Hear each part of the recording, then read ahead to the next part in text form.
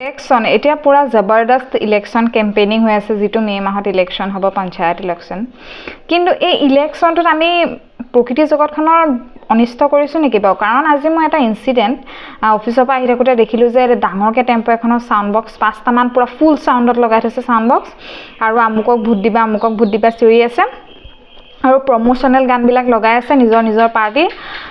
গৰু জাক এটাই এনেকুৱাকৈ দৌৰিছে, আৰু গাই গৰু এজনী অকস্মাতত এক্সিডেণ্ট হৈ কমপ্লিট মৰিলেইহেঁতেন। আৰু মই ভাবিছোঁ যে আমি কি কৰিবলৈ গৈ আছোঁ মানুহ হিচাপে নিজেই, যে জীৱ জগতখনৰ, কাৰণ চৰাই চিৰিকটি পশু পক্ষীয়ে ইমান বেছি হাই ভলিউম সহ্য কৰিব নোৱাৰেতো, আৰু মানুহ যিকেইজন সেই গাড়ীখনত বহি আছে সেই মানুহকেইজনৰ চিন্তা কৰা শক্তিটো তেওঁলোকৰ কমি যাব যদি ইমান বেছি হাই ভলিউমত এনেকৈ শুনে শব্দটো।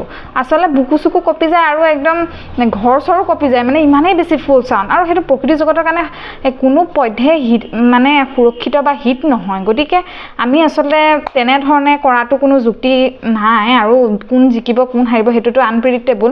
গতিকে প্ৰকৃতি জগতখনৰ বিষয়ে যিখন প্ৰকৃতিৰ পৰা আমি সকলো ধৰণৰ ৰিচোৰ্চ পাই আছোঁ সেইখনৰ বিষয়ে চিন্তা কৰাটো আমাৰ দায়িত্ব আৰু আমাৰ কৰ্তব্য। গতিকে কিপ লাৰ্ণিং এণ্ড কিপ এক্সপ্ল'ৰিং।